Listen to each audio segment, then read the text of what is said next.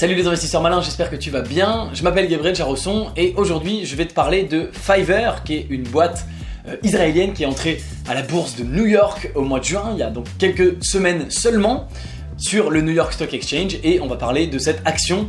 Fiverr, c'est une boîte assez intéressante et assez connue. Si tu la connais pas, je vais t'en reparler bien sûr. On va regarder tout ça ensemble. Avant de commencer, si c'est ta première fois ici, si c'est pas déjà fait, je t'invite à cliquer sur le bouton s'abonner juste en dessous de cette vidéo pour t'abonner à la chaîne YouTube Léonis, ne rater aucune de mes vidéos dès que je les publie et rejoindre plusieurs milliers d'investisseurs malins. C'est parti.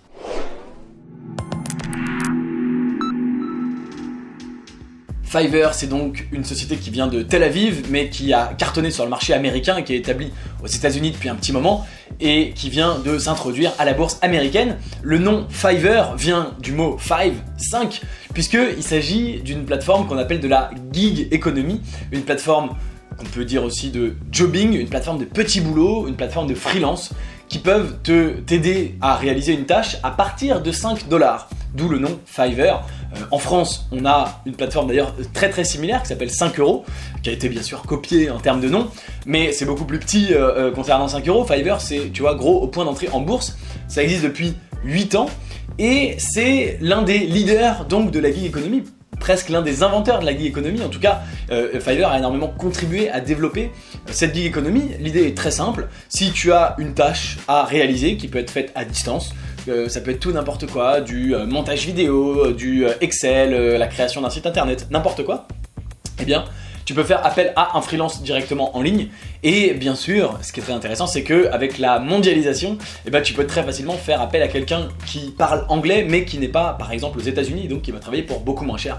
Quelqu'un qui va être au Bangladesh, en Inde, n'importe où, ou en tout cas un endroit où quelqu'un sera bien sûr content de travailler pour un prix inférieur, et donc avec 5 $, ce qui est pour beaucoup d'Américains une somme assez faible, et potentiellement pour beaucoup de Français, eh bien tu peux avoir accès à tout un tas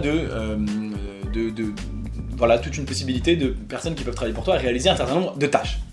Donc la boîte existe depuis 2011, ils ont eu une croissance assez monstrueuse, ils ont aujourd'hui 830 000 freelancers sur la plateforme qui font des jobs et 5,5 millions d'acheteurs. Et donc ces 5,5 millions d'acheteurs avec ces presque 1 million de freelances bossent ensemble et ont réalisé en 2018 50 millions de transactions. Donc tu vois, c'est un nombre assez monstrueux pour un chiffre d'affaires de 75 millions de dollars et 36 millions de dollars de pertes. Donc je sais pas si tu vois, 75 millions de dollars de chiffre d'affaires, 36 millions de dollars de pertes, donc assez énorme.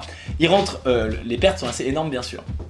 Il rentre en bourse le 13 juin dernier, il y a donc un peu plus d'un mois sur le New York Stock Exchange, à 21 $, et l'action le soir même, le jour de trading, se cote à 39,90 $. Elle passe de 21 à 39,90 $, c'est-à-dire quasiment 40 $, une augmentation d'un peu plus de 90% sur le premier jour. Donc assez monstrueux, et donc comme d'habitude, une action qui fait parler d'elle, une IPO qui fait parler d'elle, et bien sûr une IPO qui est dans la gig economy, l'économie du partage entre particuliers, des services entre particuliers, et donc les investisseurs de Wall Street ont tout de suite fait le parallèle avec Uber et Lyft, parce que Uber et Lyft, c'est l'idée de dire au lieu de faire appel à un taxi, je vais faire appel à un particulier qui conduit une voiture et je vais le trouver via une appli. Et Fiverr, c'est la même chose, c'est au lieu de faire appel à une agence de création, de design ou une agence de montage vidéo, je vais faire appel à un freelance qui est au Bangladesh ou qui est d'ailleurs aux États-Unis et qui va le faire pour moins cher et que je vais trouver grâce au site Fiverr. Évidemment, leur rémunération, c'est de prendre une commission sur chacune des transactions.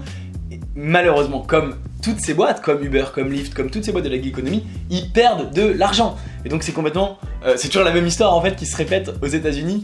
Une boîte perd de l'argent, elle grossit, elle entre en bourse, l'action explose alors qu'elle perd de l'argent. Et dans la foulée, depuis le 13 juin, l'action n'a fait que redescendre.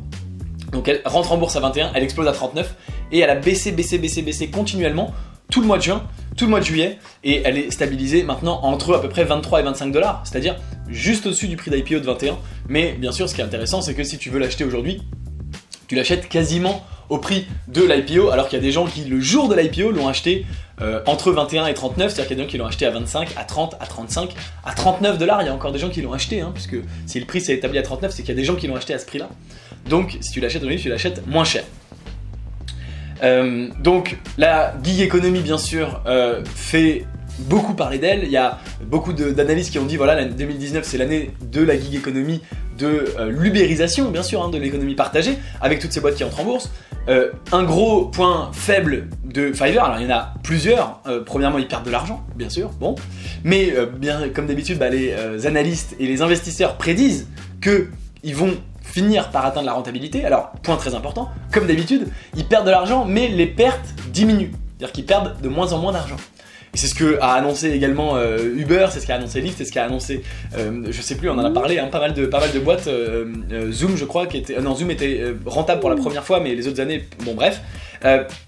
Et donc ils perdent de l'argent, ils disent oui mais attention, on en perd de moins en moins. Ça suffit pour être un signal pour les investisseurs, pour dire ils vont atteindre la profitabilité rapidement. On espère, on leur souhaite. L'autre point que je voulais te mentionner, c'est qu'il y a une concurrence absolument énorme. Autant pour Uber, Lyft par exemple, il y a aussi de la concurrence, puisqu'ils font de la concurrence entre Uber et Lyft, mais c'est plus difficile d'aller sur ce terrain parce qu'il faut trouver des chauffeurs, il faut avoir une flotte de voitures assez monstrueuse et il faut avoir un réseau assez dense. Si t'as pas un réseau de véhicules dense dans une ville, tu peux pas ouvrir. Autant avec Fiverr, c'est quand même beaucoup plus simple et il y a des dizaines et des dizaines de plateformes qui viennent concurrencer Fiverr.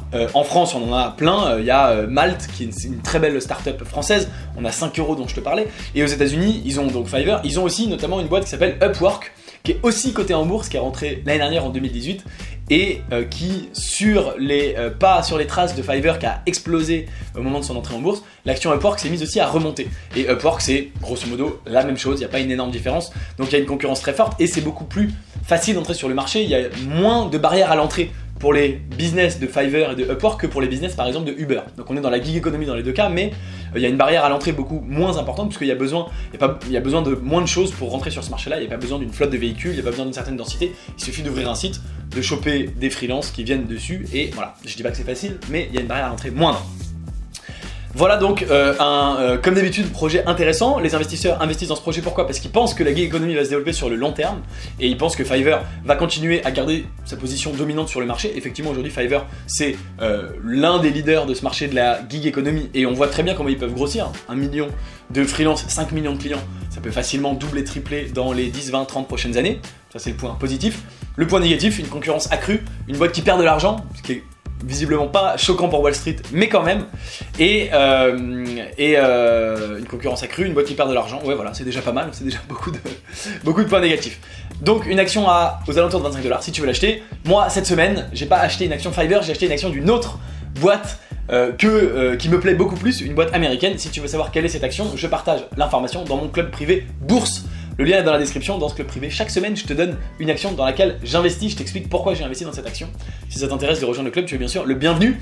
C'est tout pour cette vidéo, merci d'avoir regardé jusqu'au bout. Dis-moi en commentaire ce que tu penses de Fiverr. Est-ce que tu connaissais ou pas ? Je serais ravi de savoir, est-ce que déjà tu connaissais ce principe ? Parce que en France, c'est pas si connu que ça. Moi j'utilise ce site depuis des années et des années, mais j'ai remarqué qu'en France c'était pas très connu. Donc dis-moi si tu connaissais, ce que t'en penses, éventuellement si tu vas investir. Encore une fois, si tu le fais maintenant, tu profites d'un prix pas trop mal. Donc dis-moi tout ça en commentaire. Si la vidéo t'a plu, bien sûr, aime-la, partage-la. Si t'es pas encore abonné à la chaîne YouTube Léonis, c'est bien sûr le moment de le faire. Moi je te dis à très bientôt pour une prochaine vidéo. En attendant la prochaine, tu peux regarder une autre vidéo de moi au-dessus de ma tête. Ciao.